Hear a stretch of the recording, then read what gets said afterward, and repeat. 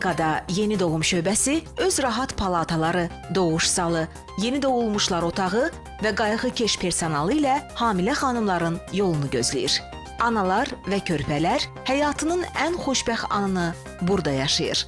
Doğuş və keysəriyyə əməliyyatı peşəkar mama ginekoloqlar, reanimatoloqlar tərəfindən aparılır. Əziz hamilələr, körpənizin sağlam olmasını, doğuşunuzun əziyyətsiz, travmasız keçməyini istəyirsinizsə, layiq olduğunuz yeri Vital Doğum Evini seçin.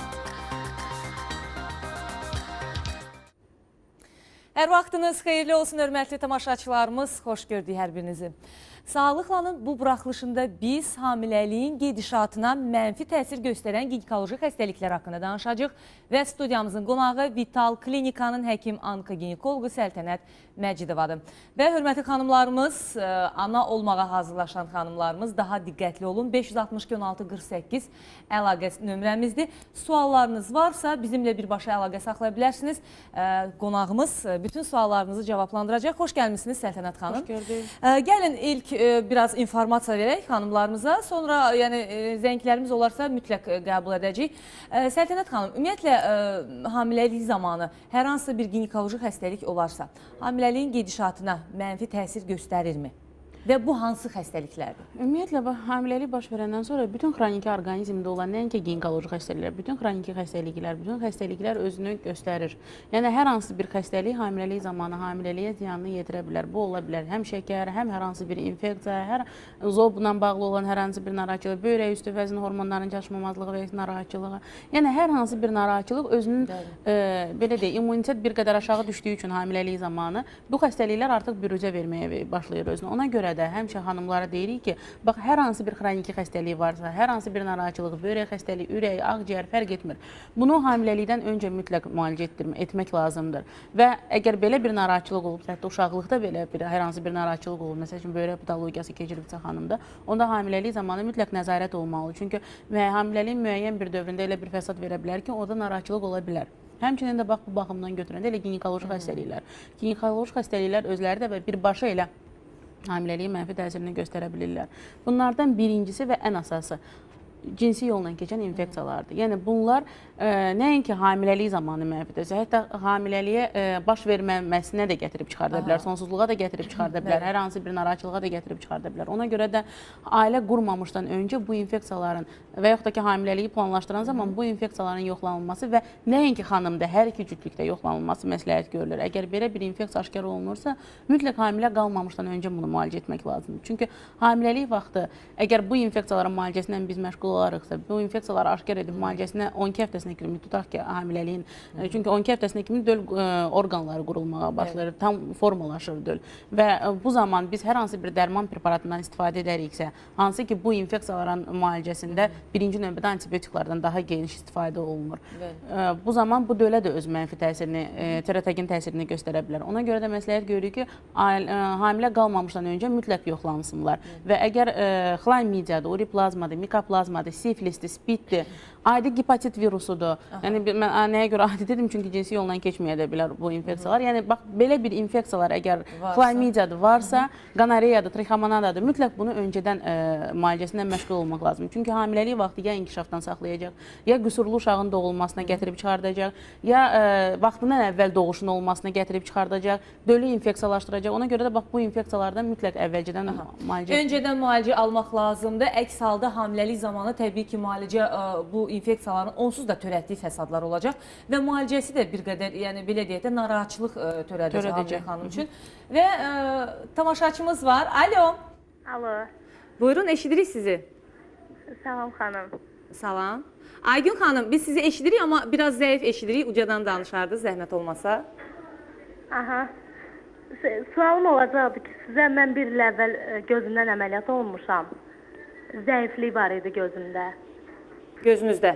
Aha, indi mən soruşmaq istəyirəm ki, növbəti dəfə özüm doğuş eləyə bilərəm. Sizdə bu zəiflik hamiləlikdən sonra olmuşdu, yoxsa necə? Yox, uşaqlıqdan var idi, lap əvvəldən. Aha, və düşünürsünüz ki, hamiləlik olarsa, yenidən gözünüzdə zəiflik olarmı, olmazmı? Səltənət xanım, sualınız varmı xanıma, yoxsa? Yox, mən belə düşündüm ki, xanım sual verir ki, mən özüm doğum edə bilərəmmi, yoxsa yox, əməliyyatdan sonra? Aha. Təbii doğuş Təbii etmək doğum istəyirsiniz. edə Yəni bilərəm. bunu nəzərdə tutursunuz Hə, yəqin ki. yəni mən əməliyyat Hə, olunanda aydın. mənə dedilər ki, bundan sonra doğuş olmaz ona görə. Ha, dedilər sizə doğuş olmaz. Belə aydındır. Təşəkkür edirik sualınıza görə və Səltənət xanım, belə bir şey varmı ki, göz əməliyyatından sonra doğuş etmək olmaz? Yəni həqiqətən də bax keysəriyyə göstərişlərdən biri də torlu qişada olan hər hansı bir narahatçılıq ola bilər, miyopiya ola bilər, amma dərəcəsindən və həkimin göstərişindən asılı olaraq. Amma doğum etməmək yox, sadəcə keysəriyyə ilə doğumu Bəli, bitirmək. təbii doğuş biraz təhlükəli təbii ola doğum bilər. və bəli, doğum sancıları falan bu güc vermək zamanı hər hansı bir narahatçılıq verə bilər, gözdə öz fəsadını törədə bilər. Ona görə də burada mütləq həkim oftalmoloqun göstərişi olmalıdır ki, keysəriyyə göstərişdir yoxsa doğum. Amma hamilə qalmağa mən elə düşünürəm ki, bir fəsad Yəni uşaq sahibi olmağa bir maneçilik deyil, Maneçilik amma törətməz. bir tək təbii doğuşun ola bilər ki, mənfi ona təsiri göstəriş olmalıdır. olsun. Əgər göstəriş varsa mütləq keysəriyyəyə getmək lazımdır. Çünki gözdə olan narahatçılıq daha da böyüyə bilər, daha da genişlənə bilər. Amma keysəriyyə vasitəsilə ana ola bilərsiniz. Mən digər hamilə xanımlarımıza və ya hamiləliyi planlaşdıran xanımlarımızı bir daha təkrarlayım ki, 562 1648 əlaqə nömrəmizdir. Sizin də suallarınız mütləq cavablandırılacaqdır. Zəng edin. Yaxşı bir fürsətdir sizin üçün. Səltənət xanım studiyamızdadır. Bütün maraqlandıran nələr varsa, hamiləlik gedişatı ilə, hamiləlik zamanı narahatçılıqlarınız varsa, buyurun əlaqə saxlayın. Və Səltənət xanım, bax dediniz, infeksiyalar dediniz ən çox təhlükəli ola bilər. Düşüyə belə gətirib çıxara bilirəm ki, bu cür infeksiyalar. Məsəl üçün yumurtalıq kistləri. Bu cür problem olarsa hamiləlikdə nə kimi ya fəsad mı verər və ya nə ola bilər? Ümumiyyətlə yumurtalıq kistası nədir? Yumurtalıq kistası yumurtalıq bilirik ki, qadın cinsiyyət orqanlarından ən əsası və mayalanmada iştirak edən orqanlardan biridir. Hansı ki, tərkibində folikul yetişir və bu folikul partladıqda mayalanma üçün bizə lazım olan yumurta hüceyrə xaric olur. Bəli. Yəni bax, ona görə bu yumurtalığı belə deyək, daimi qorumaq lazımdır ki, gələcəkdə sonsuzluqla nəticələnməsin deyə, narahatçılıq olmasın deyə daima qorumaq lazımdır. Ona görə də 6 aydan bir profilaktik müayinələrdən keçmək məsləhətdir xanımlarımıza. O ki, qaldı yumurtalıq kistalarına. Yumurtalıq kistaları yumurtalığın xoşxəsəli törəmələri sayılırlar. Lakin elə hallar ola bilər ki, bax bu kistalara fikir verməsək əgər, narahatçılıq olsa və ötəri baxsaq buna, gələcəkdə bədxəstəli şişədə çevrilə bilər, başxəsəli törəməyə də çevrilə bilər. Lakin bu kista adı gələndə xanımlarda həmişə belə təşviş yaranır ki, əgər kista varsa, deməyin hər hansı bir narahatçılıq var, mütləq əməliyyata getməliyəm, mütləq götürməliyəm, yox. Əslində elə kistalar var ki, bunlar normada ya müalicə elərmi, ya və yaxud da ki, 1-2 ay həkim göstərişinə əlbəttə ki, bu olmalıdır. Nəzarət etməklə bu kistalar sorula bilər. Ona görə kistalar həmişə əməliyyata göstəriş olmur. Yəni, xanımlar bir də görürsən gəlirlər iri ölçülü, həqiqətən də iri ölçülü kistalarla. Bəzən olur ki, məhz əməliyyatı birbaşa üst tuturlar.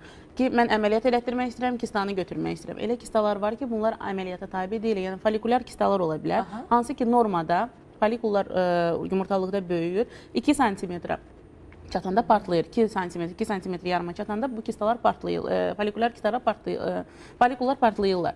Yox, əgər partlamırsa, qalırsa böyüyüb folikulyar kistaya çevrilə bilərlər. Amma yenə dönə-dönə xanımlarımıza deyirəm ki, bu o demək deyil ki, birbaşa əməliyyata qaçmaq lazımdır. Müəyyən müalicə metodları var ki, buna kömək edə bilər.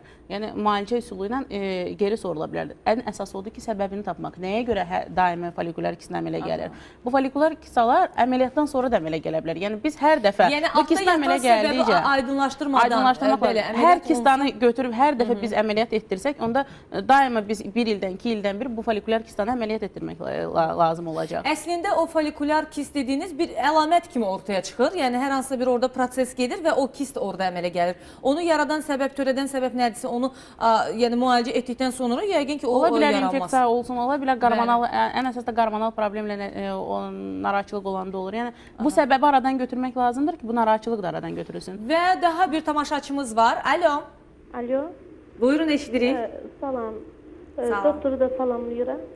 Sizə sualım buydu. Doktor, mən 5 aylıq hamiləyəm. Miyoma məndə yaranıb hamiləliylə bir yerdə. Onun doğuşda təhlükəsi var, yoxsa yoxdur? Aha. Miyomanız var və elə bu haqda danışacaqdıq. Tamaşaçımız məni qabaqladı. Sual verəcəkdim bu barədə. Sizin sualınız var mı? Aydın da təşəkkür edirəm. Öncədən bu miyom haqqında məlumat olub? Yəni öncədən də olubmu sizdə miyoma? Yox, uşaqla bir yerdə yaranıb, 27-də tam 7 millidir hələ ki. Deyir, amma böyümə gedir də hələ doktora. Böyümə gedir. Bəli. Aha. Aydındır, təşəkkür edirik. Sağ olun. Amma yəni hamiləliklə eyni anda yarana bilərmi, yoxsa öncədən olub? Yarana bilər də, öncədən də ola bilər. Bəlkə heç xanım ultrasəs müayinəsindən keçməyibdi deyə və ölçüsü çox kiçik olduğuna görə fikirləşir ki, hamiləlik zamanı yaranıb. 7 mm əslində biraz kiçik ölçüdür. Ona görə bəlkə də fikirləşir ki, hamiləliklə birlikdə yaranıbdır. Bax, miyoma özü də uşaqlığın, biz indi kistalardan dedik, yumurtalığın xoş xəstəlik işləridir. Miyomalarda uşaqlığın xoş xəstəlik işi sayılır və hamiləlik zamanı mənfi təsirini göstərə də bilər, göstərməyə də bilər. Hansı hallarda? Bu öz yerləşməsindən asılı ola bilər, böyüklüyündən asılı ola bilər, verdiyi şikayətdən asılı ola bilər. Xanımın dediyi çox kiçik ölçülü bir miyomadır. Lakin Amma böyüyür. Lakin bəli, hamiləlik inkişaf etdikcə, uşaqlıqda qidalanma olduğu üçün, yəni döl qidalanması üçün uşaqlığın qidalanması daha yüksək olur və qan dövranı daha yüksək olur. Ona görə də döl necə inkişaf edirsə, miyoma da inkişaf edə bilər. Etməyə də bilər. Normal ölçüdə sadəcə bunu profilaktik olaraq hər ay ya 2 aydan bir yoxlamaq lazımdır ki, ölçülər böyüyürmü, dölə mənfi təsir edirmi, yoxsa yox. Hansı halda mənfi təsirini göstərə bilər? O halda mənfi təsirini göstərə bilər ki, əgər uşaqlığın daxilində yerləşirsə və böyüdükcə dölə təmas edir və dölün düşü ilə nəticələnməsinə gətirib çıxarda bilər. Və yaxud da ki, ola bilər uşaqlıqda miyoma olsun, miyoma ayaqcıq üzərində, yəni birbaşa uşaqlığa birləşmiş olmur, müəyyən bir ayaqcıq olur arasında və o ayaqcıq üzərində inkişaf etmiş olsun və böyüdükcə hər hansı bir evdə görülən işdənmi, ya elə uşaqlığın özünün döl daşıyır bətnində ağırlığındanmı, bu miyoma burula bilər. Və burulduqda artıq miyomaya gedən qan dövranı dayanacaq və həmin miyoma irinləyəcək, mikrozlaşacaq. Bu zaman artıq, bəli, bu birbaşa göstəriş əməliyyata. Yəni, bəzi hallar ola bilər ki... İndi xanım deyir ki, hamiləlik baş verib 2 aylıqdır və miyoma da var, o da böyür. İndi bu zaman müalicələr aparılmalıdırmı miyomanın? Böyüməyini əslində xanım 7 mm, bilmirəm nə dərəcədə əvvəl neçə millimetr olubdur ki, indi böyüməyini hiss edir. Mütləq müalicə aparılmaq ancaq nəzarətdir. Yəni, nəzarətdir müəyyən, əgər qarmonal fona ehtiyac varsa... Əməliyyat olunası deyil, mümkün deyil, sadəcə... Yox, mümkün ola bilər. Əgər hər hansı bir... Hamiləlik zamanı. Əlbəttə, hamiləlik zamanı miyomanın da götürülməsi mümkündür və bunu... Yəni, hamiləlik dayanmaz ki? Zaman, yox, yəni, əgər şikayət verirsə, miyoma, əgər hər hansı bir narahatçılıq verirsə, bunu mütləq götürmək lazımdır. Yəni, elə bir narahatçılıq verə bilər ki, elə qanaxma verə bilər ki, artıq dölü yox, həyatı təhlükədə qoyar. Yəni, belə deyək, əgər şikayət vermirsə, əlbəttə ki, əgər şikayət vermirsə, narahatçılıq vermirsə, mütləq bunu nəzarət etmək lazımdır hamiləliyin sonuna kimi. Və sonunda artıq həkim qərarı verməlidir. Əgər həqiqətən də miyoma böyüyübdürsə, ola bilər ki, keysəriyyəyə göstəriş olsun, doğum normalda mümkün olmasın. Yəni, belə bir elə böyüklükdə ola bilər ki, doğum yollarını tutmuş ola bilər və doğuma mümkün olmaz. Və keysəriyyəyə gedərsə, ola bilər ki, keysəriyyə zamanı vacib şərt olsun ki, miyomalar götürülsün. Lakin elə də ola bilər ki, bu miyomalar götürülməsin. Yəni, məsləhət də əslində, əgər şikayət vermirsə və uşaqlığın yığılmağına təsir göstərməyəcəksə, qanaxma verməyəcəksə, yəni bu əməliyyat vaxtı artıq aşkar olunur. Keysəriyyə ilə birlikdə yanaşı digər ikinci əməliyyatı aparmamaq. Yəni, əgər mümkün olursa, bu miyomanı saxlamaq. Yox, əgər həqiqətən də böyük ölçüdə miyomadırsa və uşaqlığın yığılmağına narahatçılıq verəcəksə, doğumdan sonra qanaxma verəcəksə, qanaxma təhlükəsi yaradacaqsa, mütləq əməliyyat zamanı bu miyoma götürülməlidir. Aha. Yəni, bu cür miyoma, yəni hamiləlik zamanı miyoması olan xanımlar 2 qat diqqətli və sıx-sıx həkim nəzarətinə getməlidirlər, olmalıdırlar ki, bir şey olarsa, yəni gedişatı bilmək olmur. Çünki böyüyə də bilir, sonra dediyiniz hallar da baş verə bilir. Ona görə mütləq təqib altında olmalıdır ki, heç bir problem yaranmasın və daha bir tamaşaçımız var. Alo. Alo. Buyurun, Müsalə xanım bildiyim qədər. Bəli, Müsalə xanım, sizi narahat edirəm. Xoşdur, buyurun. Həkimə sualım var. Həkim mənim 11 ildə ailə həyatı qurmuşam. 2 dənə də övladım var. İndi artıq 5 ildir spiral istifadə edirəm. Bunun 2 il qabağı problemlər oldu, çıxartdıq. Amma indi 3 ildir yenə təkrar istifadə edirəm. Spiral dediniz, hə xanım? Aha, spiraldan istifadə edirəm. 3 ildir məndə qarın nahiyəmdə ayda 2 dəfə, 3 dəfə böyük şişlər yaranır. Qarnım köp kimi şişir. Həkimə də gedirəm, mədə-bağırsaq sistemimdə heç bir problem çıxmır. Ginekoloji olaraq da şamlardan istifadə edirəm, da adını çəkmirəm. Yəni bu kök gedir. Bunu spiral mı edir, yoxsa yumurtalıq mı, yoxsa başqa bir problemdir bu kök, bu dərəcədə şişkinlik qarında? Hətta sizə deyim, çox adam məni 6-7 aylıq hamilə kimi başa düşür. Yəni hətta o dərəcədə şiş olur qarnınız? O dərəcədə. Ayda 1 dəfəmi, 2 dəfəmi, nə qədərsə olur. Bunu spiral mı edir, yoxsa mədə-bağırsaqda da heç nə çıxmır? Çox həkimdə oluram. Spiral qoydurduqdan sonra ultrasəs müayinəsindən keçmişikmi heç? Çox. Deyərəm ki, siz ayda bir dəfə uzidən keçirəm. 2 ayda bir dəfə? Yox, ayda bir dəfə uzidən keçirəm ki, bəlkə çıxıbdır mı? O, yəni şübhələrim çox olur, amma heç nə yoxdur.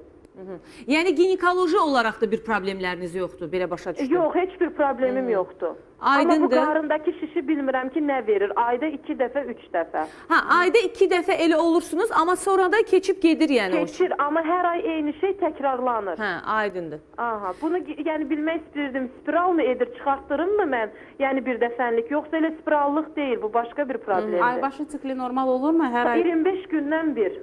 Aha, hər ay Normal. Təşəkkür edirik sualınıza Mən də görə. sizə. Ümumiyyətlə bu köp təbii ki diskomfort yaradır insanlarda. Ona görə xanıma da maraqlıdır ki, həm də köp varsa bir səbəb var, o köpü yaradan səbəb var. Nə ola bilər? Bu ginekoloji baxımdan olan narahatçılıq ola bilər. Nə formada ola bilər? Əgər biz qoruyucu vasitələrdən istifadə ediriksə, orqanizmin belə deyək, individual orqanizmin qəbul etməsi var bu qoruyucu vasitələri və ola bilər ki, hər hansı bir hormonal pozğunluq nəticəsində olan narahatçılıq olsun. Yəni hormonal pozğunluq var, hər hansı bir narahatçılıq varsa, ola bilər ki, bax belə diskomfort versin. Və həqiqətən də ola bilər ki, mədə bağırsaqla əlaqədar olan bir narahatçılıq, qaraciyərlə, öd kisə ilə bağlı olan hər hansı bir narahatçılıq. Ona görə də ətraflı bax check-up müayinədən keçməyə məsləhət görərdim ki, Yəni daxili orqanların hamısını yoxlatmaq lazımdır. Əlbəttə, tək mədə bağırsaq deyil. Yox, köp verən əlamətlər tək mədə öd kisəsindən də ola bilər, qaraciyərlə də bağlı narahatçılıq ola bilər, dalaqla da bağlı mədə-altı vəznlə ola bilərmi? Spiraldan da hormonal pozğunluq nəticəsində ola bilər. Hormonları yoxlatmaq lazımdır. Ümumiyyətlə, doğrudan da mən radioda həkimlərlə söhbət edirəm, elə burada efirdə də söhbət edirəm. Hər zaman müxtəlif ixtisas həkimləri, istər ginekoloq olsun, istər digər ixtisas həkimlər hormonal fonu hər zaman vurğulayırlar. Çünki hormonların dizbalansı mütləq bir narahatçılıqlar, fəsadlar törədir. Bu da onlardan biri ola bilər. Yəni hormonları da yoxlatmaq lazımdır. Amma konkret spiraldan deyəsiniz ki, belə bir şey onu yoxlayıb ondan sonra yoxlayıb ondan sonra və daha bir tamaşaçımız var, Cəmilə xanım. Alo. Alo, salam. Salam. Mənim həkimə sualım var. Mən 8 həftəlik hamiləyəm. Məndə dölün ön divarında 0,2 santim hematoma var. O mənim hamiləliyimə ziyandır, yoxsa yox? Hamiləsiniz? Bəli. 8 aylıq dediniz, hə? 8 həftəlik. Hə, 8 həftəlik. Bəs hər hansı bir narahatçılığımız, ağrımız, qanlı ifrazatın olması, qəhvəyə ifrazatın olması, nəsə belə bir narahatçılığımız varmı? Qəhvəyi var idi, müalicə götürdüm, ondan sonra yox, indi yoxdur hal-hazırda. Amma bu hematoma necə var, elə də qalır, hə? Hə, UZ-yə düşməmişəm hələ. Ultrases müayinəsindən Aha, keçin. belə təşəkkür edirik Cəmilə xanım və buyurun. Əslində bəli, bax çox rahatçılıqla sualı verdi xanım, amma əslində həqiqətən də narahatçılıq verən bir problemdir bu. Gematomanın olması nədir? Uşaqlığın divarından ciftin yavaş-yavaş soyulmasıdır və ciftin vaxtından əvvəl ayrılmasıdır. Bu cift soyulduqca onun yerində gematoma, yəni qan yığımı olur. Və bu gələcəkdə düşüyə səbəb ola bilər. Yəni ciftin ayrılmasına, düşüyün 18 həftəlik erkən hamiləlikdə düşü ilə nəticələnə bilər. Ona görə də əgər belə bir narahatçılıq varsa, birinci növbədə yataq rejimi olmalıdır. Mən deyərdim, hətta xəstəxana rejimi daha üstünlük verilməlidir. Çünki hər an müdaxilə etmək mümkündür. Müdaxilə etmək mümkün olsun, nəzarətdə olsun. Hər hansı bir narahatçılığı görürsə, həkim vaxtında diaqnostik eləyə bilər, diaqnoz qoya bilər və vaxtında müdaxilə edə bilər, vaxtında müalicəni tətbiq edə bilər. Birinci növbədə yataq rejimi olmalıdır mütləq. İkinci növbədə düzgün müalicə olmalıdır ki, bu gematoma geri sorulsun. Bu qan yığımı geri sorulsun. Geri sorulma olmasa get-gedə böyüyər və narahatçılıq verər. Biz həmişə qeyd edirik ki, hamiləlik zamanı ağrı, qəhvəyi ifrazat olmamalıdır. Bax, elə xanım dedi ki, qəhvəyi ifrazat vardı. Bunun nəticəsində, bax, bunun göstəricisi kimi həmişə ola bilər bu ifrazatlar. Ona görə xanımlar həmişə belə ifrazatları görəndə adi qəbul etməsinlər. Bax, belə bir fəsadı törədə bilər. Əgər ultrases müayinəsini müalicədən sonra keçməmişsə, əlbəttə ultrases müayinəsi mütləq olunmalıdır. Müalicəsi varmı gematomanın? Bəli, var. Birinci, elə dediyim kimi, yataq rejimi. Bu yataq rejimi özü hərəkət olmamalıdır. Müəyyən bir hərəkət, müəyyən bir artıq olunan hərəkət bu gematomanın artmasına gətirib çıxarda bilər. Amma Səltənət xanım, bu cift niyə belə tez ayrılır? Yəni bu nə səbəb? Bax, elə dediyimiz birinci hormonal problem ola bilər, ikinci stressdən ola bilər, üçüncü ekologiyadan ola bilər, qidalanmadan, müəyyən bir faktordan, hər hansı bir ağır işin görülməsindən, evdə olunan, birdən-birə olunan hərəkətdən ola bilər. Yəni müxtəlif səbəblərdən ola bilər. Adi orqanizmdə progesteron çatışmaması, hamiləliyin əvvəlində müəyyən hormonlar var ki, onlar daha yüksək olmalıdır, müəyyən hormonlar aşağı olmalıdır. Bax, o hormonal disbalansdan ola bilər. Bax, görün, yəni belə bir nəticəyə gəlir ki, əslində hamiləlikdən öncə orqanizm tam şəkildə yoxlanmalıdır. İstənilən orada hətta elə bir cüzi problemlər ola bilər ki, hamiləlik zamanı o böyük fəsadlar törədə bilər. Tam sağlam orqanizm olduqdan sonra təbii ki 9 ay hamiləlik gözəl keçəcək, heç bir problemsiz və daha bir tamaşaçımız var, Ülviyə xanım. Alo. Alo, salam. Salam. Doktora sualım var idi. Buyurun. Doktor, mən hamilə qala bilmirəm. Mənə həmişə deyirlər ki, maskam D riskidir. Baxdıram, yoxlasıram. Mən 6 ildir ailəliyəm, ancaq uşağım olmur. Bir dəfə 2 aylıq qalıb açılmışam. Bir dəfə olub. Bir dəfə tək. Yəni dəqiq hamiləlik idi yoxsa? Hə, dəqiq hamilə. Ultrasəs müayinəsində təsdiq olunmuşdu bu hamiləlik. Bəli, hə. Nə vaxt olub bu? Bu 2010-cu ildə.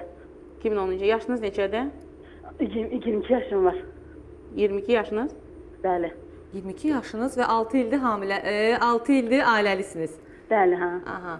Yəni xanım çox gənc yaşlarında ailə qurub və Səltənət xanım belə bir söz dedi. Bu əslində çoxdan var idi belə bir şeylər. Detski, yəni deyirdilər, matkanın uşaqlığın kiçik olması. Xanım elə bir şey dedi. Bəli, elə bir şey dedi. Xanım uşaqlığın normadan kiçik olmasını xanım.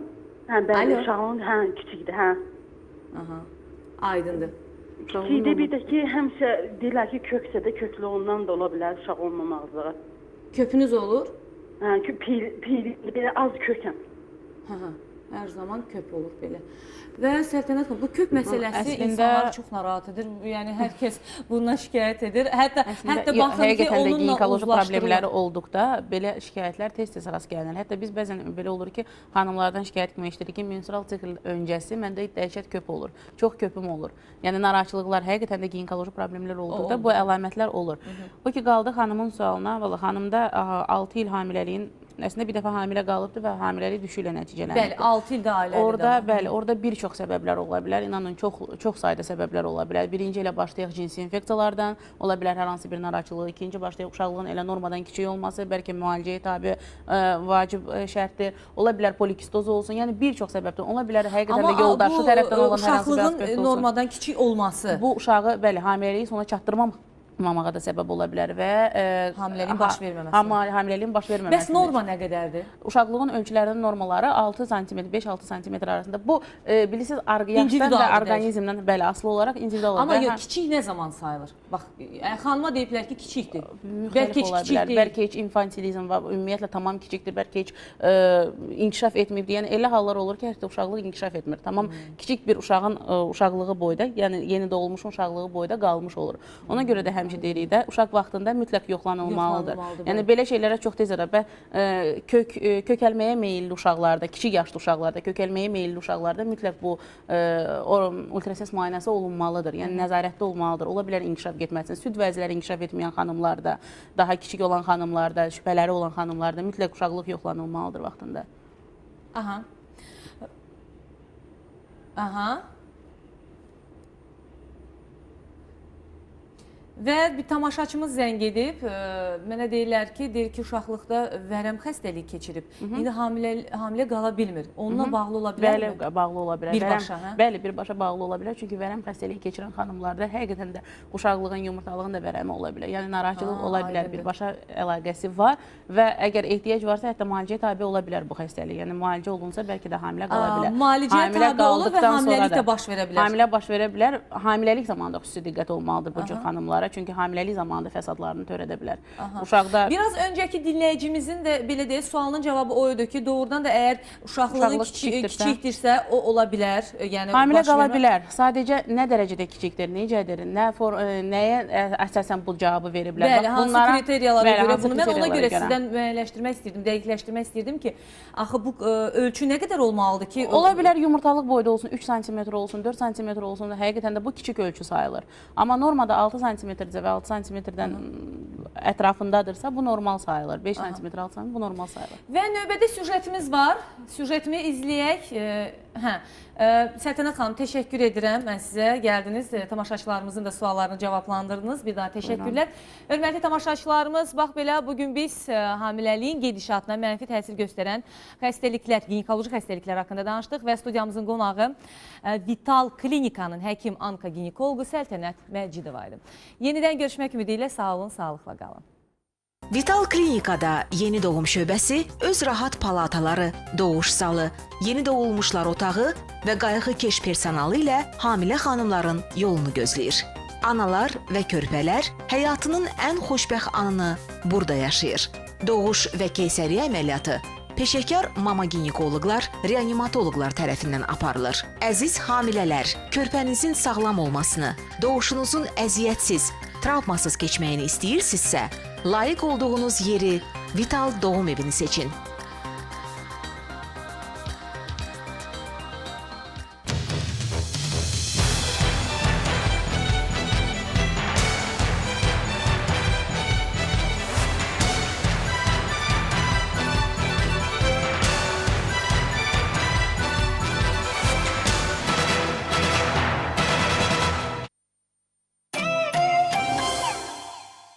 Serialın baş